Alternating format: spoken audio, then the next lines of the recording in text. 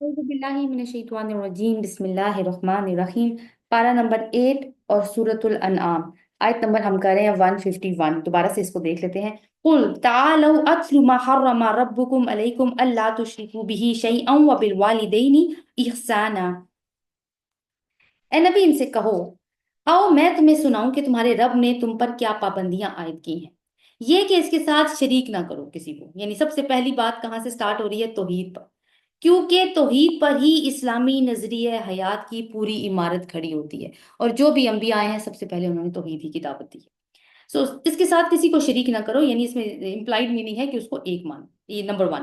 اور والدین کے ساتھ نیک سلوک کرو۔ حقوق العباد میں پھر والدین کی بات آ گئی، اور وہی بات ہے کہ حقوق العباد کی جب بات ہوگی تو والدین کے ساتھ جو بات ہو اس میں پہلے سب سے پہلا نمبر کس کا آئے گا؟ والدین کا۔ اور اپنی اولاد کو مفلسی کے ڈر سے قتل نہ کرو، نمبر تین۔ اور نہ کرو، ہم تمہیں بھی رزق دیتے ہیں اور ان کو بھی دیں گے۔ اور بے شرمی کی باتوں کے قریب نہ جاؤ، یعنی فحش کے قریب نہ جاؤ، نمبر فور۔ خواہ وہ کھلی ہو یا چھپی، اور کسی جان کو جسے اللہ نے محترم ٹھہرایا ہے ہلاک نہ کرو مگر حق کے ساتھ۔ حق کے ساتھ ہلاک کرنا کیا ہوتا ہے؟ جیسے قصاص، قصاص میں ظاہر ہے ایک انسان کے بدلے دوسرا انسان جو قتل کرتا ہے اس کے بدلے میں قتل کیا جاتا ہے۔ اس طرح حربی کافر، جو کافر آپ کے ساتھ جنگ میں آمنے سامنے آ جائیں ان کو بھی قتل کیا جا سکتا ہے۔ اس کے علاوہ شادی شدہ زانی مرد اور عورت، ان کو بھی ہمارے دین میں سنسار کرنے کی سزا ہے۔ اور ایک اور کہ جو اپنے دین میں آ کر اس سے مرتد ہو جائے، اس کے لیے بھی یہ حق کے ساتھ قتل ہے۔ تو 5 ہو گئے۔ یہ باتیں ہیں جن کی ہدایت اس نے تمہیں کی ہے، شاید کہ تم سمجھ بوجھ سے کام ہو۔ اور یہ کہ مال یتیم کے قریب نہ جاؤ، نمبر 7، مگر ایسے طریقے سے جو بہترین ہو۔ یعنی مال یتیم کے قریب اگر جا رہے ہو، اگر تم یتیم کے کفیل بن گئے ہو اور تمہارے پاس ان کا مال بھی ہے، تو اس مال کی حفاظت کرو اور اس طرح کا انتظام کرو کہ وہ بڑا بڑا ڈی ویلیو نہ ہو جائے، یہاں تک کہ وہ اپنی سن رشد کو پہنچ جائیں۔ اور ناپ تول میں پورا انصاف کیا کرو، ہم ہر شخص پر ذمہ داری کا اتنا ہی بوجھ ڈالتے ہیں جتنا اس کے امکان میں ہے۔ تو ناپ تول میں ایک تو تجارتی معاملات کی بات ہے، دوسری عام معاملات کی بھی بات ہے کہ عام معاملات میں بھی تم نے انصاف سے کام لیا۔ تم کہیں جاب کر رہے ہو، تم کہیں بزنس کر رہے ہو، کسی کے ساتھ تم نے کمٹمنٹ کیا ہے، ہر چیز میں تم انصاف کرو۔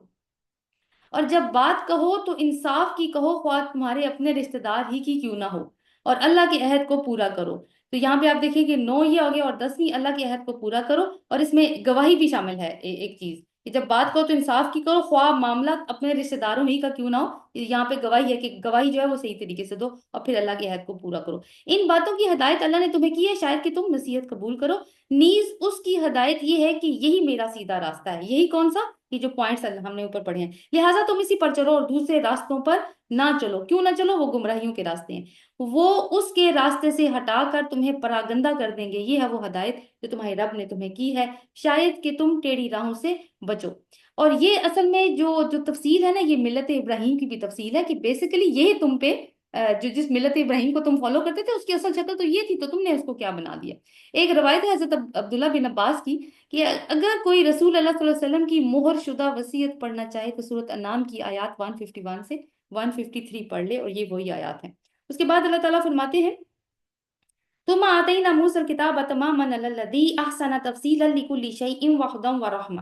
پھر ہم نے موسیٰ کو کتاب عطا کی جو بھلائی کی روش اختیار کرنے والے انسان پر نعمت کی تکمیل اور ہر ضروری چیز کی تفصیل اور سراسر رحمت اور ہدایت تھی، شاید کہ لوگ اپنے رب کی ملاقات پر ایمان لائے۔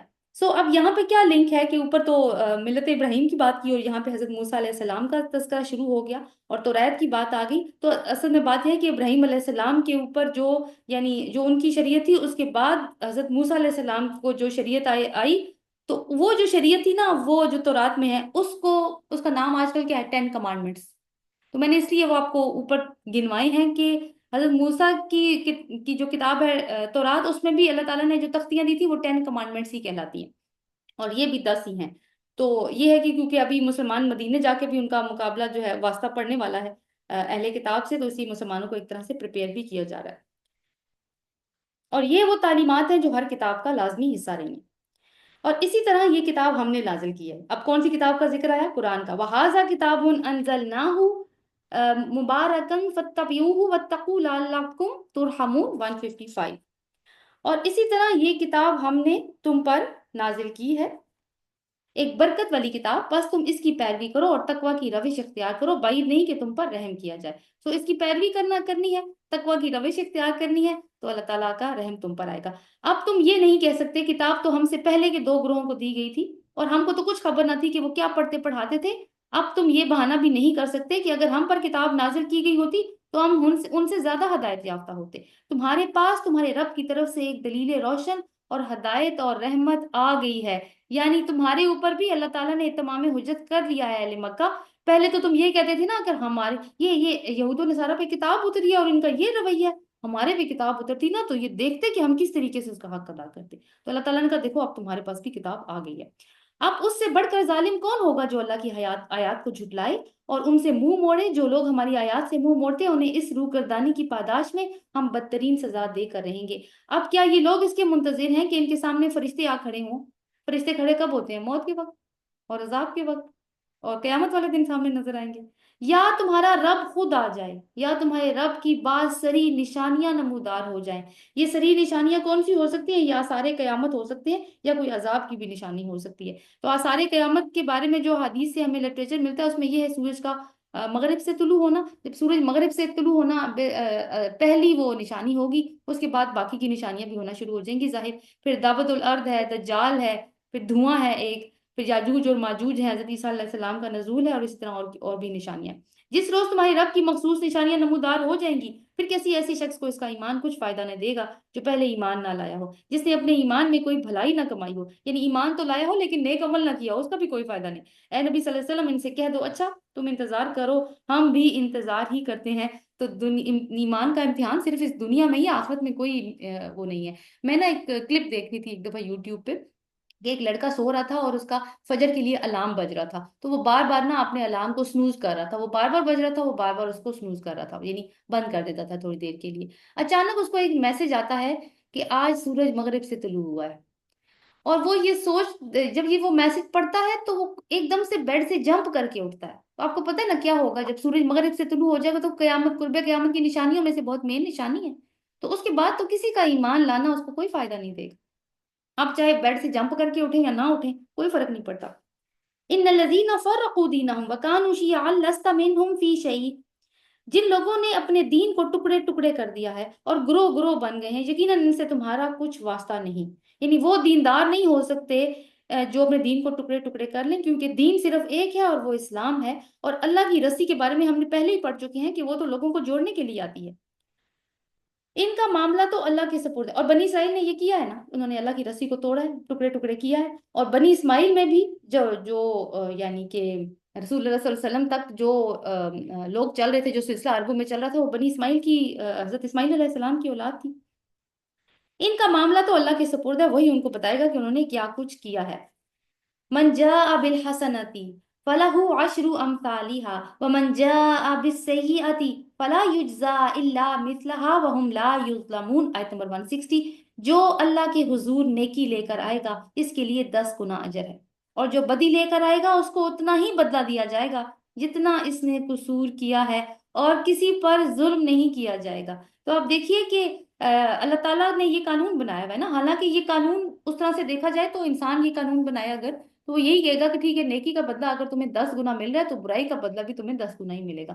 لیکن اللہ تعالیٰ چونکہ کہتا ہے کہ اس نے رحمت کو اپنی ذات پر لکھ لیا ہے، تو یہ اس کی رحمت کا مظہر ہے کہ وہ جب انسان برائی کرتا ہے تو بس ایک ہی برائی لکھی جاتی ہے۔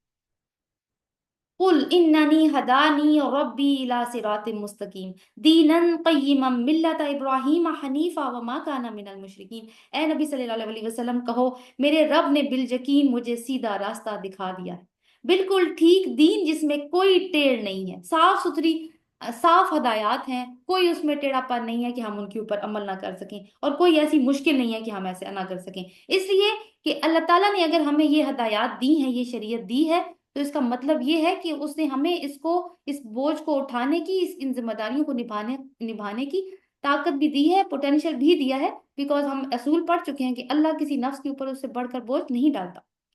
ابراہیم کا طریقہ، اور وہ ملت کون سی ہے؟ ابراہیم کا طریقہ جسے یکسو ہو کر اس نے اختیار کیا اور وہ مشرکوں میں سے نہ تھا۔ یہ بہت خوبصورت میسیجز ہیں اس پیسج میں۔ قل ان صلاتی و نسکی و محیایا و مماتی للہ رب العالمین، کہو میری نماز، मेरी तमाम मरासम अबूदियत, मेरा जीना मेरा मरना सब अल्लाह रब्बुल आलमीन के लिए है, जिसका कोई शरीक नहीं। ये है हजरत इब्राहिम अलैहिस्सलाम की का तरीका, ये है उनकी मिल्लत। आप देखें कि इसमें क्या चीज छूटी है। यानी बात ये है कि ये है एक मुस्लिम होने का सबूत, कि मेरा जीना मेरा मरना, जीने में सब कुछ पूरा लाइफ स्टाइल आ जाएगा। और जिस लाइफ स्टाइल पे हम जिएंगे, जाहिर है कि हमारा मरना उसी नहज पर होगा ना। फिर उसके पहले आप देखेंगे किसकी बात, नमाज और मेरे जितने भी मरासिम अबूदियत हैं, यानी कोई भी उसमें हज आ सकता है, उसमें ज़कात आ सकती है, कोई भी, वो सब अल्लाह रब्बुल आलमीन के लिए। यानी मैंने किसी को दिखाने के लिए भी कुछ नहीं किया। तो यही दीन है कि हमने जो करना है, हमने अपने रब की खातिर करना है। उसका इम्पैक्ट अच्छा दुनिया में आता है, लोग उससे फायदा उठाते हैं, तो ये तो एडिशनल बोनस हो जाएगा। इसी का मुझे हुक्म दिया गया, और सबसे पहले सर झुकाने वाला मैं हूँ। ये नहीं, इखलास की हद है और एक मुस्लिम होने का सबूत। कहो क्या मैं अल्लाह के सिवा कोई और रब तलाश करूं? हालांकि वही हर चीज का रब है। जो शख्स हर शख्स जो कमाता है, इसका जिम्मेदार वो खुद है। कोई बोझ उठाने वाला किसी दूसरे का बोझ नहीं उठाएगा। अल बकरा में यही पढ़ा था ना। ये कुछ उम्मतें थी जो गुजर गई, उनसे तुमसे वो नहीं पूछा जाएगा जो उन्होंने किया। फिर तुम सबको अपने रब की तरफ पलटना है। तो हम देखते जाए ना कि हम कौन कौन से, हमें साथ साथ असेसमेंट नहीं करनी चाहिए, अगर हम भी अक्लमंद हैं, कि हम रोजाना की बेसिस पे क्या भेज रहे हैं अल्लाह के यहाँ। क्या रात को सोते हुए हमने कभी अपना ऑडिट करने की कोशिश की है कि आज हमने पूरा दिन क्या क्या किया है ऐसा जिससे मेरा रब राजी हुआ हो, और ऐसा क्या क्या किया है जिससे मेरा रब नाराज हुआ हो। फिर तुम सबको अपने रब की तरफ पलटना है। उस वक्त वो तुम्हारे इख्तलाफात की हकीकत तुम पर खोल देगा। वही है जिसने तुमको जमीन पे खलीफा बनाया, और तुम में से बाज को बाज के मुकाबले में ज्यादा बुलंद दर्जे अता किए, ताकि जो कुछ तुमको दिया है इसमें तुम्हारी आजमाइश करे। यानी क्या, अल्लाह ताला ने जमीन के खलीफा बनाने का क्या मतलब है, तो हम पहले डिस्कस कर चुके हैं कि क्या मकाम है खलीफा का, करना क्या है इसने, क्या जिम्मेदारी है। और देखें ये जो मुख्तलिफ दर्जे हैं ना, कि कोई अमीर बना दिया अल्लाह ने, कोई गरीब बना दिया, कोई काला कोई गोरा, किसी को और सलाहियत दी है, किसी को थोड़ी ज्यादा, किसी को कम। ये किस लिए दी है? ताकि दुनिया का निजाम चलता रहे। क्योंकि वही वाली बात है कि एक ऑफिस में सारे सीईओज हो जाएंगे तो ऑफिस का निजाम नहीं चल सकेगा।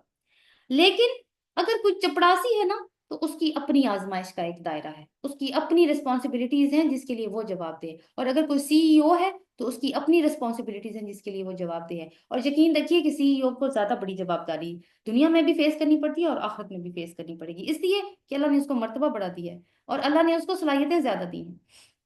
बेशक तुम्हारा रब इन्ना रब्बा का सरीउल इक़ाब व इन्नहु लगफूरुर रहीम, बेशक तुम्हारा रब सजा देने में भी बहुत तेज है, और वो बहुत दरगुजर करने वाला और रहमत फरमाने वाला है।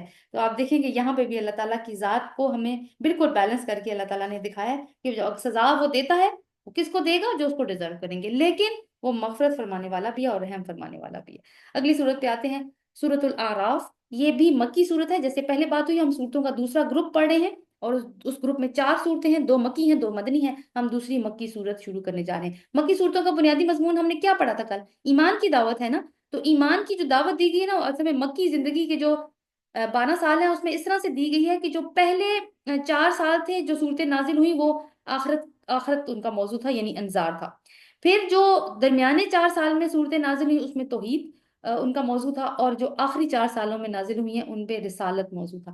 तो ये आखिरी 4 सालों की सूरतें हैं जो हम पढ़ रहे हैं। मैंने आपको पहले बताया था कि ये आखिरी यानी हिजरत होने वाली है, तो ये सूरतें नाजिल हो रही हैं यहाँ पर। यहाँ पे अत-तज़कीर, जैसे हमने 2 चीजें पढ़ी थी कि तौहीद की दावत 2 अंदाज से दी गई है।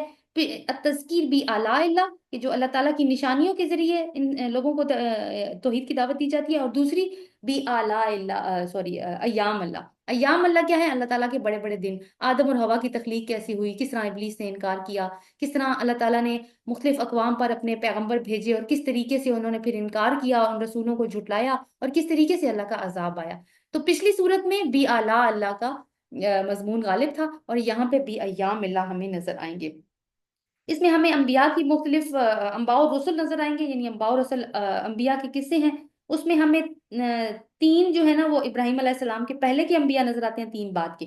इब्राहिम अलैहिस्सलाम के पहले नूह अलैहिस्सलाम है, हूद अलैहिस्सलाम है, सोलेह अलैहिस्सलाम है। फिर इब्राहिम अलैहिस्सलाम का नंबर आता है, और उनके बाद लूत अलैहिस्सलाम, शुएब अलैहिस्सलाम, और फिर मूसा अलैहिस्सलाम का तस्करा आता है, वो अलग से तफसील के साथ होगा। तो स्टार्ट करते हैं सूरत अल-अराफ। बिस्मिल्लाहिर्रहमानिर्रहीम। अलिफ लाम मीम सॉद। किताब उन्जिला इलैका फला यकुन फी सदरिका हरजुम मिन्हु लितुन्दिर बिही व ज़िक्रा लिलमुमिनीन। सदकल्लाहुल अज़ीम। अल्लाह के नाम से जो बेइंतहा मेहरबान और रहम फरमाने वाला है। आराफ का मतलब क्या है ये हम इंशाल्लाह सूरत के दरमियान में डिस्कस करेंगे। अलिफ लाम मीम सौद, ये क्या है? हरूफ मुक़त्ताआत हैं। पहले भी हमने दो सूरतें पढ़ी थी ना, अलिफ लाम मीम से जो स्टार्ट हो रही थी, कौन सी? अल बकरा और आले इमरान। तो अब क्या है कि इसमें सौद का इजाफा किया गया है, तो इसमें एक चीज हमें झलक नजर आएगी कि अल बकरा की भी कुछ झलक हमें अल आराफ में नजर आती है। ये एक किताब है जो तुम्हारी तरफ नाजिल की गई। जब हरूफ मुकत्ताआत आते हैं, एक एक्सेप्शन को छोड़ के जो कुरान में मौजूद है, बाकी हमेशा उसके बाद किताब का तस्करा होता है। ये एक किताब है जो तुम पर नाजिल की गई है, कुरान। बस ए नबी सल्लल्लाहु अलैहि वसल्लम, तुम्हारे दिल में इसके लिए कोई झिझक ना हो।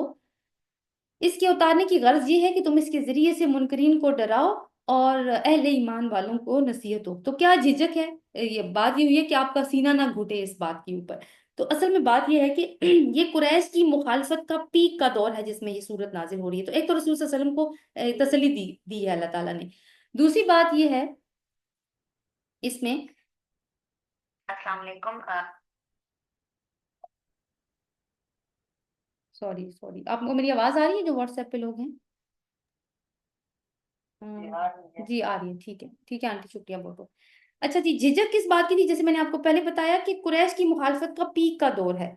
अब ये है कि रसूल सल्लल्लाहु अलैहि वसल्लम को एक तो जिम्मेदारी का बहुत ज्यादा वो बर्डन है उनके ऊपर, और एक ये एहसास कि लोग ईमान नहीं ला रहे। पता नहीं मेरे अंदर ही कोई ऐसी बात नहीं हो, ये कोई भी इंसान सोच सकता है कि शायद मैं ही नहीं अल्लाह ताला का पैगाम सही तरीके से पहुंचा ला। उससे भी क्या है कि सीने में एक घुटन पैदा होती है। और दूसरी बात ये है कि उन्हीं लोगों में बार बार जाना है जो इनकार करते हैं, जो मजाक उड़ाते हैं, जो जो इंसल्ट करते हैं और कोई भी हरबा इस्तेमाल करते हैं रसूल अल्लाह सल्लल्लाहु अलैहि वसल्लम को डिग्रेड करने का। उन्हीं लोगों में बार बार भी जाना है। आप वही वाली मिसाल दोबारा से दूंगी कि हमें कोई बंदा पलट के कहे ना कि खबरदार ये बात तुमने दोबारा की हो, तो हम नहीं करेंगे। लेकिन रसूल ऐसा नहीं कर सकता, इसलिए कि जो रिस्पॉन्सिबिलिटी उसको दी गई है उसको वो अमानत के तौर पर पूरी की पूरी अदा करनी है।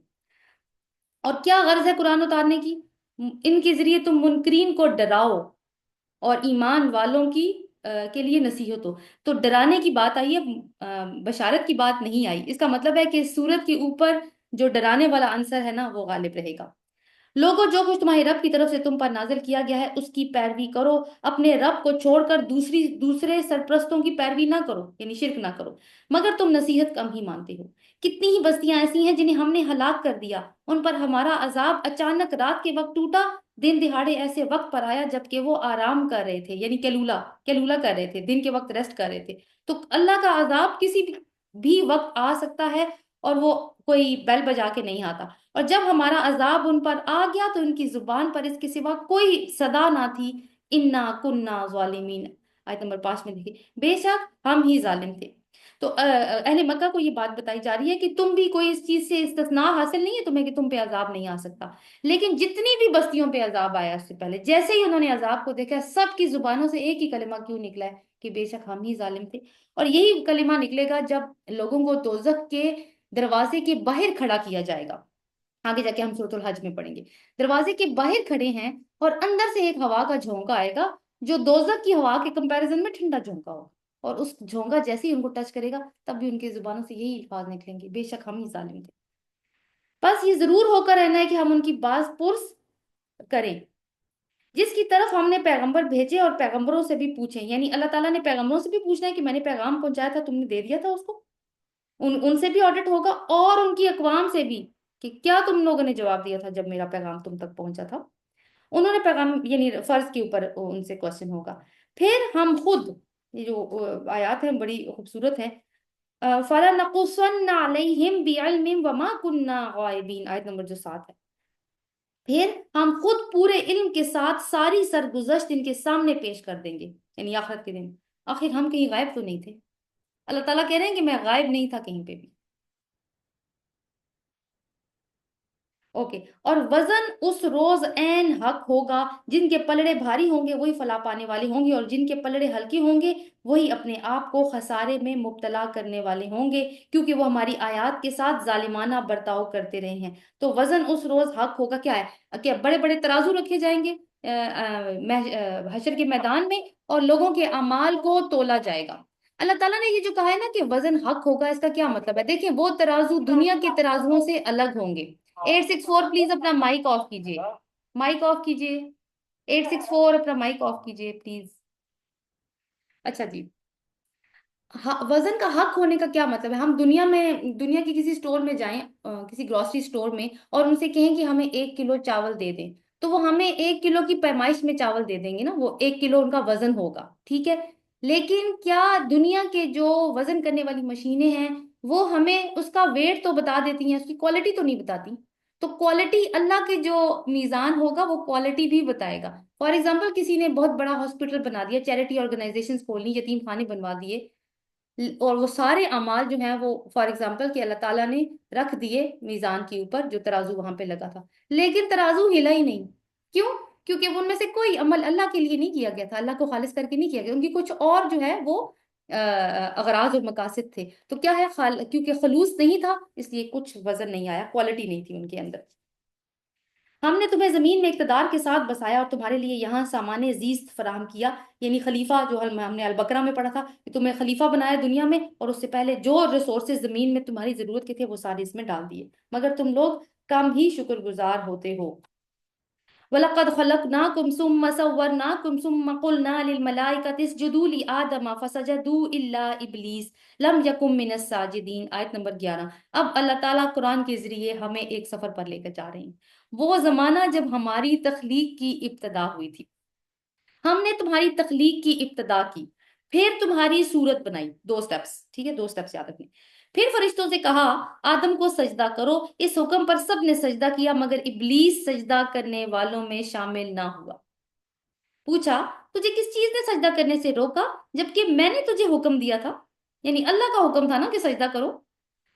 जब अल्लाह का हुक्म आ जाए तो फिर आगे इफ्स एंड बट्स खत्म हो जाते हैं। तो उसने क्या जवाब दिया? बोला मैं उससे बेहतर हूँ, अना खैरुम मिन, मैं उससे बेहतर हूँ। और बेहतरी की बुनियाद क्या बता रहा है? तूने मुझे आग के साथ पैदा किया और उसे मिट्टी के साथ पैदा किया है। तो कहाँ पे अल्लाह ताला ने हमें बताया है कि जो मिट्टी के साथ पैदा होगा वो कमतर होगा, और जो आग के साथ पैदा होगा वो बढ़कर होगा दर्जात में?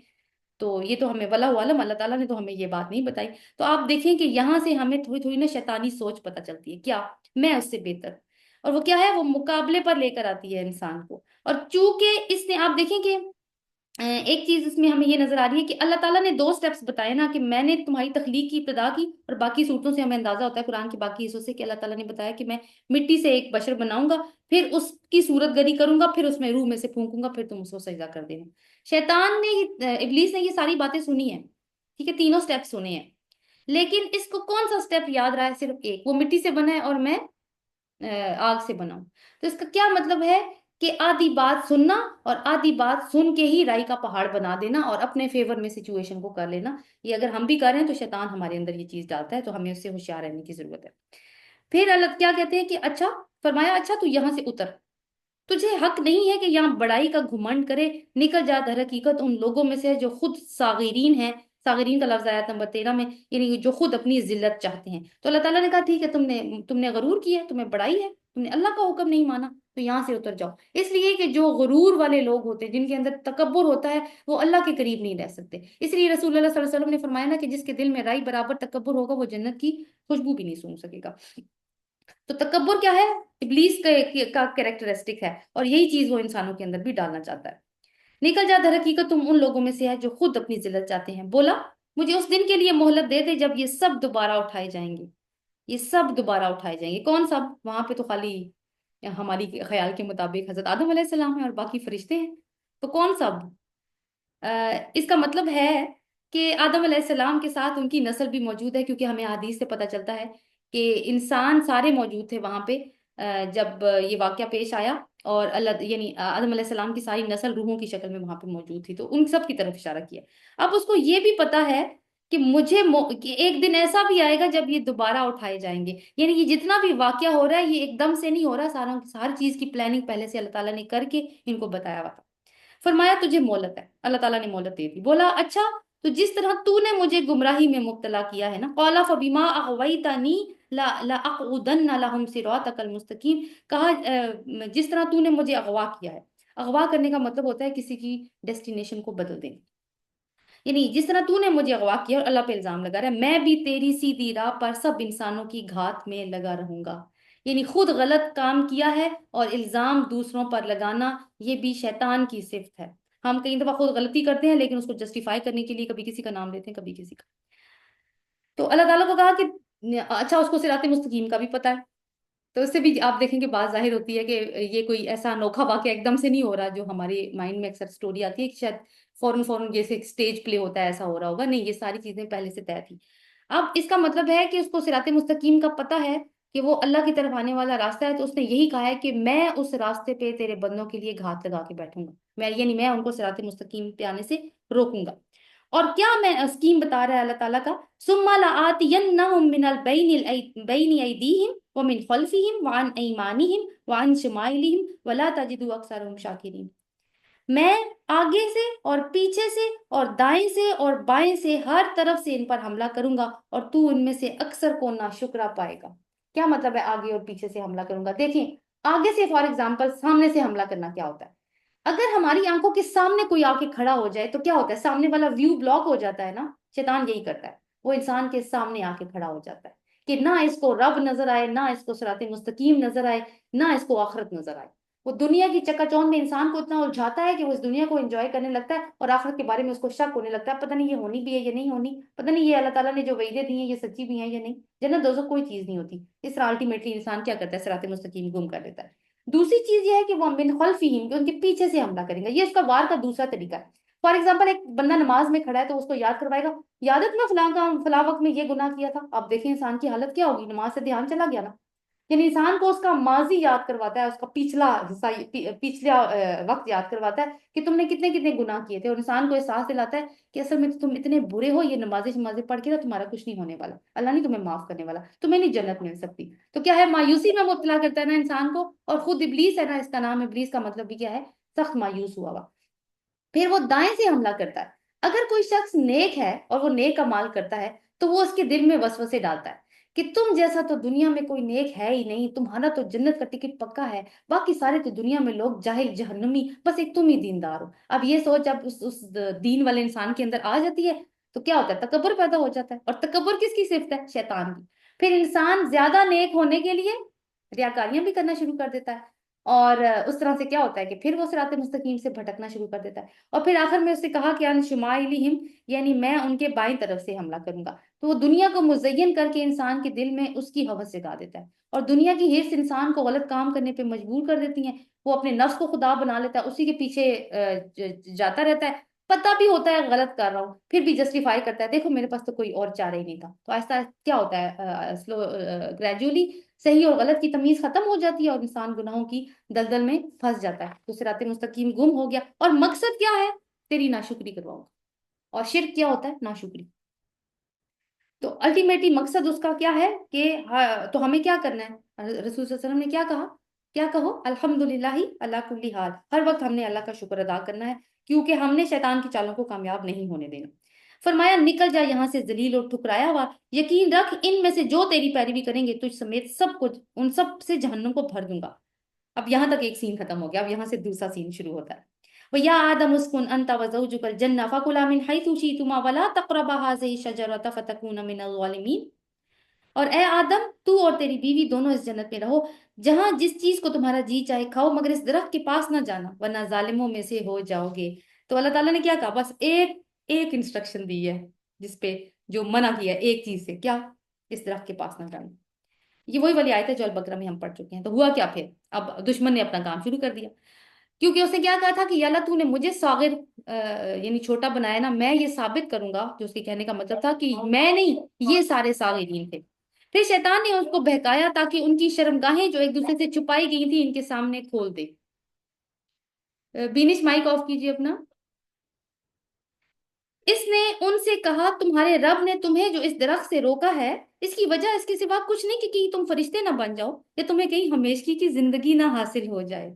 تو آپ دیکھیں اب آدم علیہ السلام اپنے پارٹنر کے ساتھ جنت میں رہ رہے ہیں اور جنت میں انجوائے کر رہے ہیں، تو جنت سے نکلنے کا کس کا دل کرے گا؟ اور ہر ایک کا انسان کو اب بتایا تو گیا ہوگا کہ تم، یہ تو اللہ نے پہلے بتا دیا کہ میں زمین کے لیے تمہیں ڈالنے والا ہوں اور موت بھی آنی ہے، تمہیں ہمیشہ وہاں پہ نہیں رہنا۔ سو اب یہ چیز ہے کہ وہ اب موت بھی انسان کے اندر یہ خواہش ہے کہ اس کو ہمیشگی کی زندگی بھی حاصل ہو۔ تو انسان کی اپنی جو کمزوری ہے نا انسان کے اندر، وہی شیطان استعمال کرتا ہے اور انہی کے ذریعے شیطان نقب لگاتا ہے انسان کے اوپر۔ اور ایک چیز اس میں یہ ہے کہ تجسس، یہ اللہ تعالیٰ نے ایک درخت کے پاس ہی جانے سے روکا، ایسی کیا بات ہوگی اس میں؟ تو یہ تجسس بھی انسان کے اندر شروع ہو جاتا ہے۔ اور اس نے قسم کھا کر ان سے کہا کہ میں تمہارا سچا خیر خواہ ہوں۔ یعنی شیطان کو اللہ کے بندوں کو بھٹکانے کے لیے کس روپ میں آنا پڑتا ہے؟ کسی خیر خواہ کے ہی روپ میں آنا پڑتا ہے۔ اس کو پتا ہے ویسے انہوں نے نہیں اللہ کے راستے سے ہٹنا۔ اسی طرح دھوکہ دے کر وہ ان دونوں کو رفتہ رفتہ اپنے ڈھب پر لے آیا، ایک دم سے نہیں لے کر آیا آتا، آہستہ آہستہ وہ جس کو اللہ تعالیٰ کہتے ہیں خطوات شیطان، آہستہ آہستہ وہ لے کر آتا ہے۔ آخرکار جب ان دونوں نے اس درخت کا مزہ چکھا تو ان کے سطر ایک دوسرے کے سامنے کھل گئے۔ درخت سے پھل کھلانا شیطان کا مقصد نہیں تھا، مقصد کیا تھا؟ ان کے کپڑے ایک دوسرے کے سامنے اتروا دینا، ان کو ایک دوسرے کے سامنے ایکسپوز کر دینا۔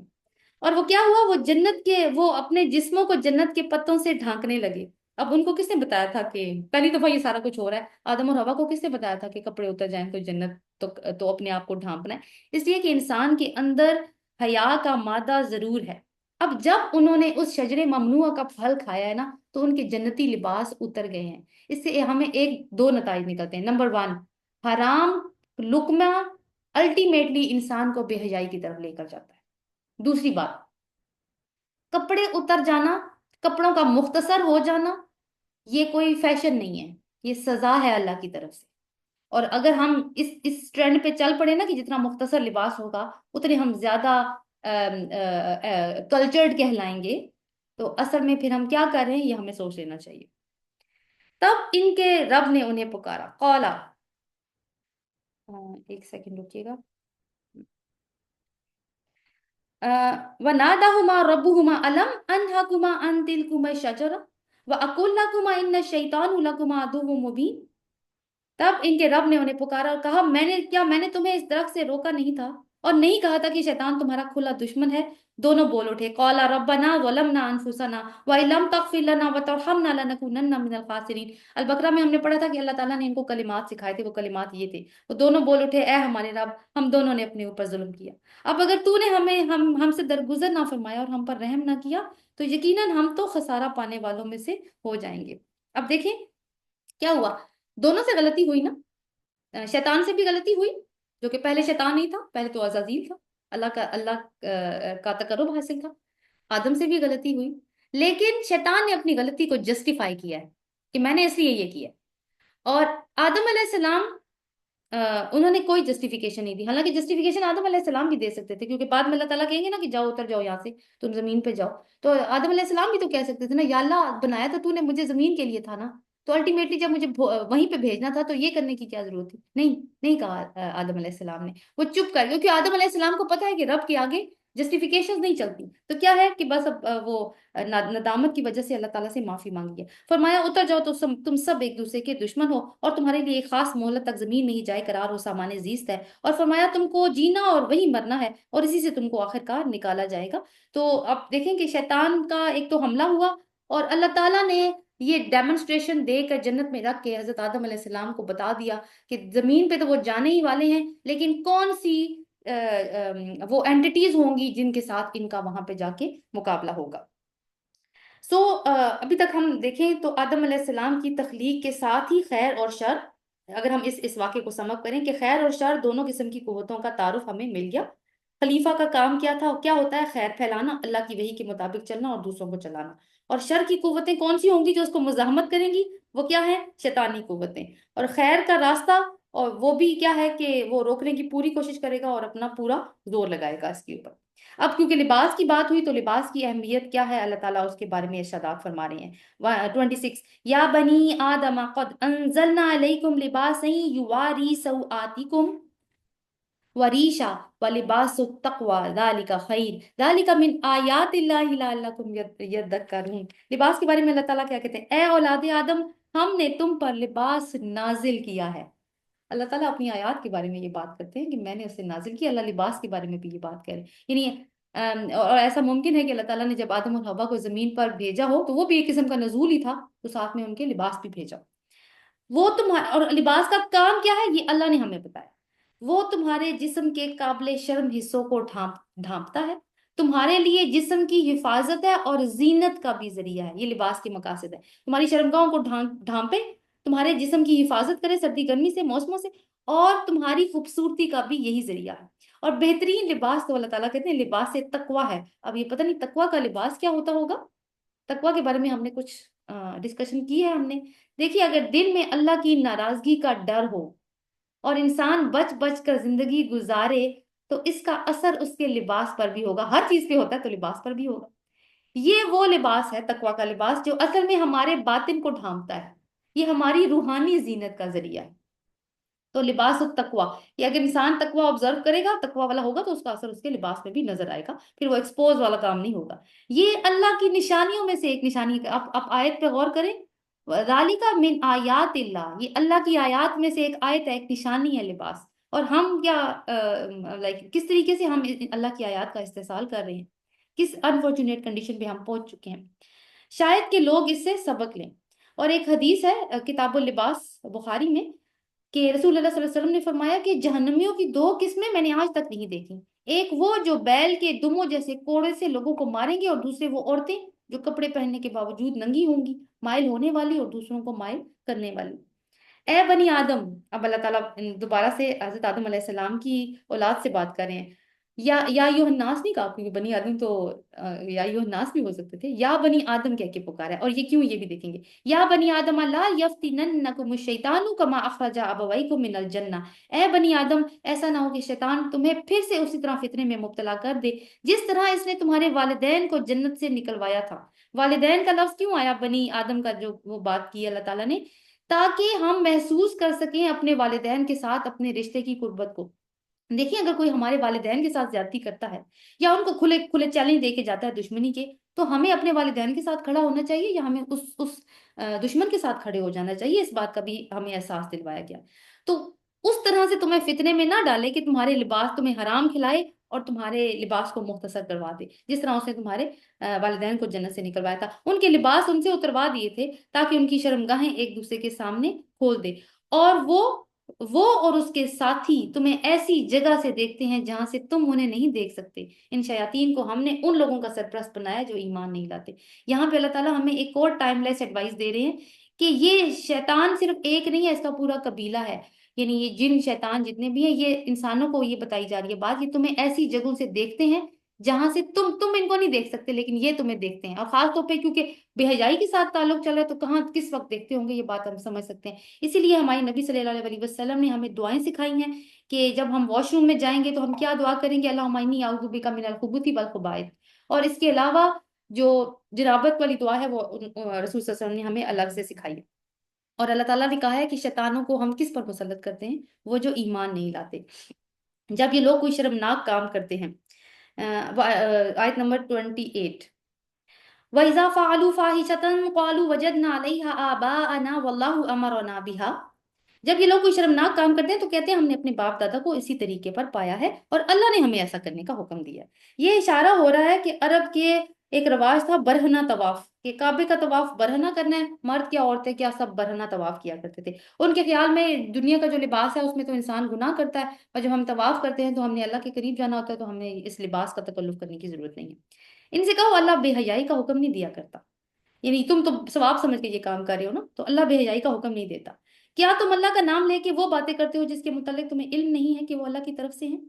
اے نبی صلی اللہ علیہ وسلم، ان سے کہو میرے رب نے تو انصاف کا حکم دیا ہے، اور اس کا حکم تو یہ ہے کہ ہر عبادت میں اپنا رخ ٹھیک رکھو، اسی کو پکارو اپنے دین کو اس کے لیے خالص رکھ کر. یعنی صرف اللہ کو پکارو. نیت تمہاری یہ ہونی چاہیے کہ ہم نے اپنے رب کا تقرب حاصل کرنا ہے. جس طرح اس نے تمہیں اب پیدا کیا اسی طرح تم پھر پیدا کیے جاؤ گے. ایک گروہ کو تو اس نے سیدھا راستہ دکھا دیا اور دوسرے گروہ پر گمراہی چسپاں ہو کر رہی، کیونکہ انہوں نے اللہ کے بجائے شیاطین کو اپنا سرپرست بنا دیا اور وہ سمجھ رہے ہیں کہ ہم سیدھی راہ پر ہیں. اور کیوں سمجھ رہے ہیں؟ کیونکہ شیطان نے ان کو دھوکے کا شکار کر دیا. اے بنی آدم، یہ بھی آج بہت ہی خوبصورت، اے بنی آدم، ہر عبادت کے موقع پر اپنی زینت سے آراستہ ہو کر آؤ، کھاؤ پیو، حد سے تجاوز نہ کرو. اللہ حد سے تجاوز کرنے والوں کو پسند نہیں کرتا. کتنے احکامات دیے ہیں کہ عبادت کے موقع پر تم جب آؤ، یعنی جب تم نماز کے لیے آؤ تو اچھا لباس پہن کر آؤ. تم ویسے دنیا میں کسی سے میٹنگ کرنے جاتے ہو، تمہارا انٹرویو ہوتا ہے، تم کتنے خوبصورت کپڑے پہن کے جاتے ہو، لیکن فجر کی نماز پڑھنی ہو تو وہی سلور